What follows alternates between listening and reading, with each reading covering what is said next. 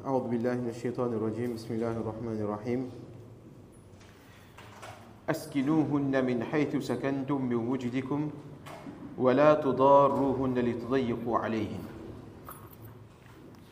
Nous, dans les versets précédents, Allah subhanahu wa ta'ala nous a rappelé l'importance de la taqwa, de la crainte d'Allah subhanahu wa ta'ala et de ses vertus, les profits de la taqwa. Si on rappelle, pour que les relations humaines, c'est-à-dire entre créatures, soient convenables, pour qu'on puisse vivre en harmonie, et principalement dans une vie de couple, alors la taqwa joue un rôle très important. Ce respect mutuel arrivera par la crainte d'Allah subhanahu wa ta'ala. Donc là, dans ces versets, Allah subhanahu wa ta'ala, il rappelle encore quelques règles très importantes à propos de la femme qui a été divorcée. Donc Allah subhanahu wa ta'ala dit Askinuhunna min haythu sakantum min wujdikum. Et faites que ces femmes qui ont été divorcées habitent là où vous habitez, min wujudikum, et suivant vos moyens, selon vos moyens. Donc lorsqu'une femme elle a été divorcée, que ce soit un talaq raj'i, c'est-à-dire qu'on a dit lorsque le mari il a prononcé un mot clair, et lorsqu'il prononce ce mot clair pendant la durée de, on va dire après 3 mois, c'est-à-dire 3 règles, ce mari, s'il veut reprendre son épouse, ce n'est pas nécessaire pour ce mari de refaire un nikah.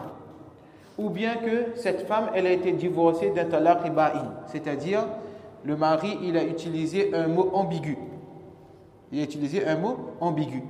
Donc le iddat de cette femme sera également 3 règles, 3 mois, mais par contre, si ce mari veut reprendre son épouse, il faudra refaire un nikah. Ou bien que ce mari, il a donné 3 talaqs à son épouse. Il a donné 3 talaqs à son épouse. Ben cette femme-là également, sa iddat, sa durée d'attente sera de 3 règles, à peu près 3 mois. Mais pendant cette période d'attente, qu'on appelle iddat, Allah subhanahu wa ta'ala dit Askinuhunna min haythu sakantum min wujudikum. Faites habiter ces femmes. C'est de votre responsabilité. C'est la responsabilité du mari de donner un toit à cette femme-là, d'habiter où son mari habite. Et c'est de la responsabilité du mari de la donner tout ce dont elle a besoin pour vivre, sa nourriture, sa boisson et ses besoins de vêtements. Donc c'est le mari pendant cette période d'attente qui est responsable des nécessités de cette femme selon ses moyens, selon les moyens du mari. En fonction de ses moyens, si Allah lui a donné beaucoup de biens, alors il va dépenser proportionnellement sur cette femme qui a été divorcée. وَلَا تُضَارُّوهُنَّ لِتُضَيِّقُوا عَلَيْهِنَّ. Regardez comment le Coran et comment l'islam nous a enseigné le juste milieu. Allah subhanahu wa ta'ala dit وَلَا تُضَارُّوهُنَّ. Et ne cherchez pas à nuire à ces femmes-là. Ne cherchez pas à nuire à ces femmes en les contraignant à vivre à l'étroit. C'est-à-dire, là, cette femme, elle doit habiter sous notre toit. Elle a été divorcée, quel que soit le divorce qu'on a donné. Maintenant, ne faites pas pression sur ces femmes-là. Ne critiquez pas ces femmes-là. C'est-à-dire, n'étouffez pas ces femmes de telle sorte que ces femmes sont obligées de quitter la maison parce que c'est invivable dans cette maison. Donc Allah subhanahu wa ta'ala, il ordonne au ex-mari, on va dire, pendant cette période d'attente, tu es responsable toujours de cette femme, mais ce n'est pas parce que maintenant que cette femme est divorcée que tu te permets de faire la pression, d'étouffer cette femme, de critiquer cette femme, de divulguer ses défauts, etc. Allah dit non. Ne faites pas comme à l'époque de l'ignorance. Ne faites pas comme à l'époque de l'ignorance où une femme qui a été divorcée n'avait plus de place de la société. Elle était humiliée. وَإِن كُنَّ أُولَاتِ حَمْلٍ فَأَنْفِقُوا عَلَيْهِنَّ حَتَّى يَضَعْنَ حَمْلَهُنَّ. Donc plus haut, Allah subhanahu wa ta'ala, dans le verset avant, Allah subhanahu wa ta'ala avait rappelé وَأُولَاتِ الْأَحْمَالِ أَجَلُهُنَّ أَنْ يَضَعْنَ حَمْلَهُنَّ. Que si une femme elle a été divorcée alors qu'elle attend un bébé, alors qu'elle a un enfant dans son ventre, alors pour elle, sa durée d'attente sera jusqu'à ce qu'elle donnera naissance. Ici, Allah subhanahu wa ta'ala rappelle encore à propos du iddat, du délai d'attente d'une femme qui attend un enfant. Pourquoi? Parce que cette femme, par exemple, elle a été divorcée aujourd'hui et dans le jour suivant ou bien 2 jours après, elle donne naissance, son iddat se termine là. Si 2 jours après elle donne naissance, son iddat s'est terminé.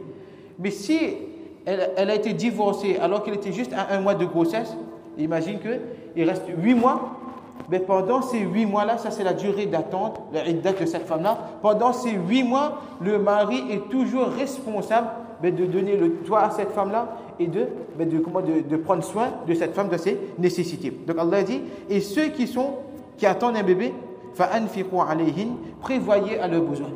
Dépensez sur ces femmes-là, حَتَّى يَضَعْنَ حَمْلَهُنْ, jusqu'à ce qu'elles donnent naissance. فَإِنْ أَرْضَعْنَ لَكُمْ فَآتُوهُنَّ وُجُورَهُنْ. Donc, on a dit que l'islam, c'est la religion du juste milieu. Il n'y a pas de difficulté pour un ou pour l'autre. Ce n'est pas que le mari va prendre davantage, bien la femme va prendre davantage. L'islam a fait en sorte que dans ce genre de situation, la femme aussi, elle peut vivre sereinement durant son iddat, même après son iddat, et l'homme également, après un divorce, il peut vivre sereinement, il peut continuer sa vie. Donc Allah subhanahu wa ta'ala dit, فَإِنْ أَرْضَعْنَ لَكُمْ. Maintenant, cette femme qui attendait un enfant lorsqu'elle a été divorcée, lorsque cette femme, elle donne naissance à son enfant, فَإِنْ أَرْضَعْنَ لَكُمْ, cette mère-là, si elle allaite pour vous, c'est-à-dire de votre enfant, فَآتُوهُنَّ وُجُورَهُنَّ, et que cette femme, elle demande une compensation, elle demande un salaire pour l'allaitement de ton fils, de ton enfant, فَآتُوهُنَّ وُجُورَهُنَّ, donnez-leur leur compensation. Donnez-leur leur compensation. Donc c'est permis pour une femme, lorsqu'elle a été divorcée, alors qu'elle attendait un enfant, lorsqu'elle donne naissance, si cette femme, cette maman doit allaiter son enfant, elle peut demander un salaire à son mari. Elle peut demander, tant qu'une femme, elle est sous le nikah d'un mari, d'accord, elle est mariée, elle a un enfant, c'est de sa responsabilité d'allaiter son enfant. Elle ne peut pas demander un salaire à son mari, que voilà, je vais allaiter notre enfant. Mais non. Par contre, lorsque cette femme, elle a été divorcée et elle va allaiter son enfant, elle a le droit de demander une compensation à son ex-mari. وَأْتَمِرُوا بَيْنَكُمْ بِمَعْرُوفٍ. Et qu'est-ce qu'Allah a dit? Et concertez-vous de manière convenable. C'est-à-dire, à propos de fixer, si elle veut fixer une compensation, alors faites mashwira entre vous, de manière convenable. La femme, il ne faut pas qu'elle exige un montant que c'est impossible pour le mari de payer, ou bien que le mari, elle met un montant tellement bas, par rapport à ce que la femme a demandé, montant minimum, que la femme aussi refuse. Allah dit وَأْتَمِرُوا بَيْنَكُمْ بِمَعْرُوفٍ. Concertez-vous de manière convenable. Ce n'est pas la peine de disputer, ce n'est pas la peine de bataille, ce n'est pas la peine de se tirer de la patte, etc. Agissez de manière convenable. وَإِنْ تَعَاسَرْتُمْ. Et si vous rencontrez des difficultés mutuelles, c'est-à-dire il n'arrive pas à une entente, d'accord, chacun râle de son côté, ou bien soit il y a des difficultés par rapport, la femme elle a fixé un montant tellement haut, elle veut pas céder, elle veut pas descendre, que le mari est en difficulté. Allah dit فَسَتُرْضِعُ لَهُ أُخْرَى. Alors une autre femme allaitera pour elle, une autre femme allaitera pour lui, c'est-à-dire allaitera son enfant. Donc si la maman, elle, pour une raison ou une autre, elle n'est pas capable d'allaiter son enfant, donc facile, ils expliquent, une mère de base même, elle a cette affection avec son enfant, elle ne va jamais refuser d'allaiter son enfant.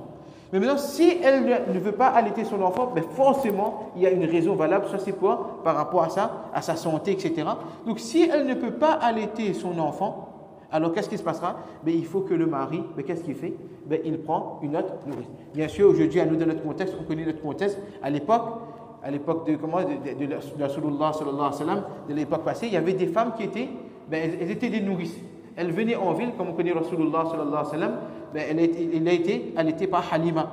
C'est-à-dire les femmes du village, elles venaient en ville et elles venaient chercher des bébés pour les emmener dans les villages. Là-bas, le lien était pur, etc. Et en même temps, ça faisait un peu elles pouvaient avoir un peu d'argent.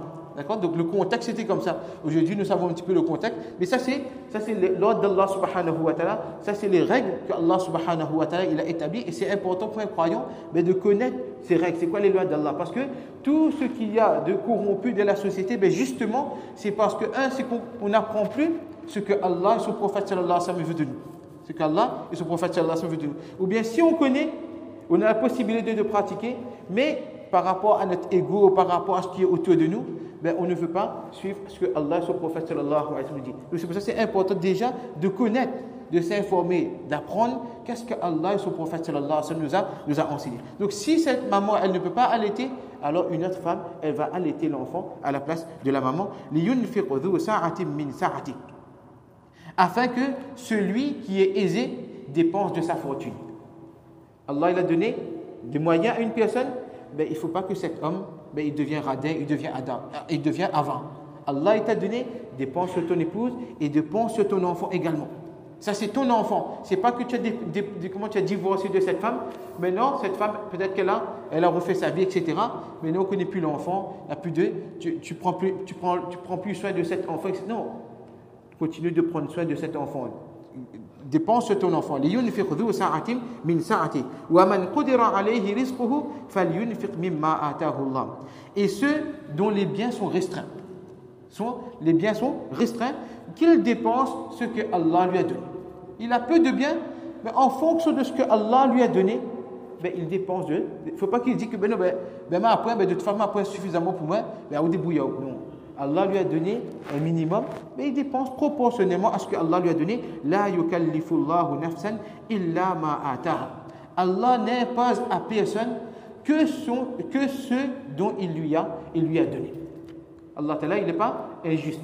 Allah subhanahu wa ta'ala ne demande pas nous quelque chose que ne donne pas de notre capacité. Sayaj'alullahu ba'da usri yusra. Mais quelle promesse de la part d'Allah? Allah fera succéder l'aisance à la gêne. C'est-à-dire, là, il y a un peu de difficulté, mais si tu fais ton effort, la femme, elle est dans sa période de iddat. Toi, tu t'efforces à travailler pour pouvoir subvenir aux besoins de cette femme-là. Ou bien de manière générale, toi, en tant que mari, tu t'efforces à travailler, pour pouvoir subvenir aux besoins de ta famille, très certainement, après cette difficulté-là, Allah subhanahu wa ta'ala, il emmènera la facilité. Allah subhanahu wa ta'ala, il emmènera la facilité. Ou bien Allah subhanahu wa ta'ala, il encourage ces femmes que peut-être que votre mari, il a peu de moyens. Parce que la maison est proportionnellement au niveau du mari. Si Allah il a fait que le mari il a un bon niveau de vie, il doit dépenser proportionnellement sur son épouse de cette manière-là. S'il est un riche, son épouse doit être gâtée comme une princesse. D'accord? C'est pas que le mari il est riche et il a pris une épouse qui sort d'une famille qui n'a pas trop de moyens. Mais maintenant, cet homme-là, le fait qu'il est riche, il prend cette femme-là comme un sépia. Voilà, mais de toute façon, là, vous ne pouvez rien. Mathieu ou d'autres familles là-bas, m'emmène là-haut ici. Maintenant, des fois, il ne donne même pas 1 euro à son épouse. Des fois, il ne subvient même pas aux besoins, aux nécessités nécessaires de son épouse, alors que Allah lui a donné. Alors que Allah subhanahu wa ta'ala. Donc Allah subhanahu wa ta'ala donne pas ça. Si le mari, il a peu de moyens, il va dépenser en fonction de son épouse. Mais Allah Ta'ala dit aux femmes, Sayaj'alullahu ba'da usri yusra. Peut-être que là, il y a un petit peu de difficulté, mais par la suite, Allah subhanahu wa ta'ala, il emmènera la facilité. Donc Allah subhanahu wa ta'ala nous tawfiq, Inch'Allah, surtout de notre société, de notre relation envers les uns et les autres. Allah Ta'ala nous donne tawfiq, Inch'Allah, de se conformer à ce que Allah subhanahu wa ta'ala veut de nous et comment Rasulullah sallallahu alayhi wa sallam nous a enseigné. Parce que l'islam, c'est une religion qui est pure. Et toute la corruption qui arrive justement, c'est parce qu'on s'est éloigné de l'enseignement d'Allah et de son prophète sallallahu alayhi wa sallam. Wa akhiru da'wana alhamdulillahi rabbil alamin.